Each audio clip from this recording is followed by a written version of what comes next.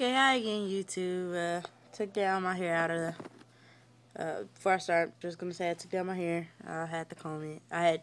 Did it earlier and I wrapped it back so it can stay neat. But because I didn't want to make another video with it on, I took it off. The other one's up, so I know it's up because I posted it before I recorded this one. What was I gonna say? Alright, this one is over graduation. Now, graduation day, I didn't miss nothing at all. We stayed at the hotel on base. And starting off, if you're going to MCRD San Diego, let me make you aware of this. They do not have heat. And we went when it was cold. Although California does not get that cold, it gets cold. And our rooms were freezing. I literally wanted to sleep with my coat on because I was that cold. But my mother-in-law went out and bought a heater at Walmart so I could sleep in the room with the heater. They do not have heat, and it is torture when we were out there. Also, another thing about the hotel. The hotels are tiny beds. They're very tiny. I mean, I have a twin-size bed myself, and it looked a little bit tinier than that, just to lay in it for a hotel. So I don't know if it was just me or not, but sleeping in my regular bed now, I still feel like that bed was smaller. But it wasn't a bad hotel or anything. He said, my boyfriend said that's what his bed looked like. So I was like, I would hate to sleep on that bed for 3 months because it was a comfortable bed, but the size of it was like I could just move and fall off of it. I'm not little, so that didn't help. The hotel was pretty nice though. Graduation. We went to it fills up pretty quick. We got there an hour and a half before it was actually time for it to start, and we barely found us a seat. So that tells you how packed it is. And it also depends on how many people are in your boyfriend's platoon. There were 71 people in my boyfriend's platoon, and a lot of the other platoons looked like they had the exact same amount, but not all of the other platoons' bleachers was filled. And some platoons had more space in the bleachers. And like they had this section, it's like from here to all the way over here. This platoon, my boyfriend's platoon was not even gonna say that. He was Lima Company, let's put it that way. And all of Lima Company's platoons were lined up, with the highest one being the furthest to your right if you're sitting in the bleachers. To your left if you're sitting in the bleachers. So if I was like, say I'm sitting right here, the one with the lowest number, like for instance 30, 31, would be all the way over here, compared to 30, 35 would be all the way over here, like that. We came in from this way, and we were like one of the last platoons, so ours was all the way over here, and it was like walking a mile for real. It's very big. It's a big black parade deck. It's a very big parade deck, but it has to be. And when we sat down, nothing really happened. They was giving out the sergeants or the drill instructors, they was giving out these, and it says Basic Marine Graduation Ceremony, Marine Corps Recruit Depot, San Diego, California. And it, on the inside of it, has stories about it. Like, here go a message from on that page was a message from the commanding officer of recruit training, the flag etiquette. They have all the platoons, and of course they have a program in here, but they also have all the names of the people in each platoon. Like in this platoon, it got every name. You see who the private first class by the people who actually earn the rank.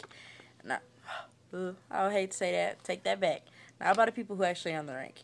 The people who got promoted while at boot camp, they're starred, and the people who went to like ROTC to get promoted, or something like college, like that program that they have. Whoever did those type things, they're not starred because they're automatically going to get the promotion. It's no doubt about it.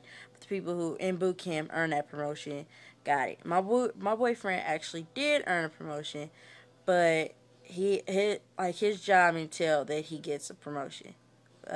His job while he was in boot camp, and they like, I don't know how it happened, but he said that when they called him to come get it, he was at his job, so he wasn't even around the entire area, and they gave it to the next person in line. So you snooze, you lose, I guess. What else? When it starts, the band comes out and they're playing songs, and then they stop. Like, it started on time. It was supposed to start at 11. It started at 11.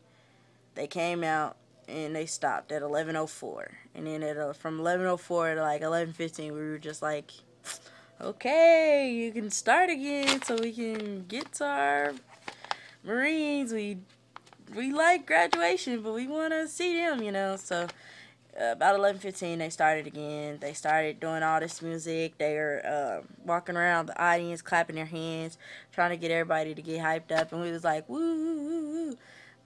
And then this, let me go through the program. I forgot the man's name.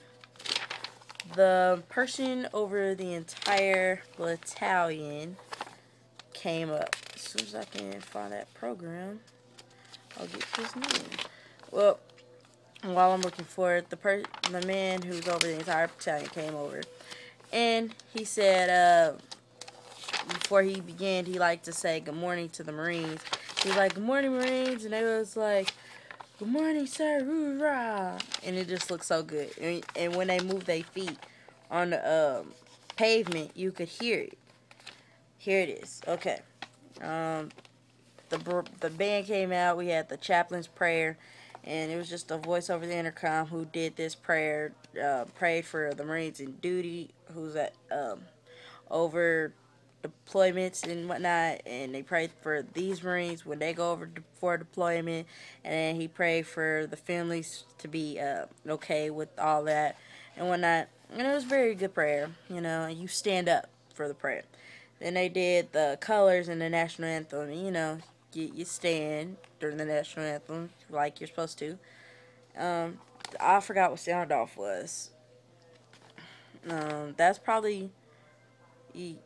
Oh, that was when like all the Marines walked into their actual places. Like they were all marching together and they marched into their actual spots. Presentation of the command to the commander of troops. Yeah, they did that, and that's pretty much just straightforward. That's exactly what they did. They report. They called the people, like the people who the DIs and all of that, to a certain spot, and they did something, and then they all went back to their spot. I think that's what that report is. The publications of orders and officer center. Don't remember what that was. The battalion commander's remarks. Oh yeah, the battalion commander's remarks is the dude who came up and said something to the Marines. Now all of the other stuff before this happened so quick. It probably took 10-15 minutes to do all of that before the battalion commander's remarks. And his speech was only about 10-15 minutes itself. So it took the same amount of time for him to talk that it did for all those other events. Presentation of the command to the reviewing officer. Yes, that was actually very short too. It was just another guy who said something, and they didn't say much. Oh, and while they were talking, certain people came over the intercom, and they said stuff. Now I'm gonna post this video now because it's 10 minutes, and I'm not sure if I can upload videos that long. Then I'll repost part 2. So enjoy. Simplify.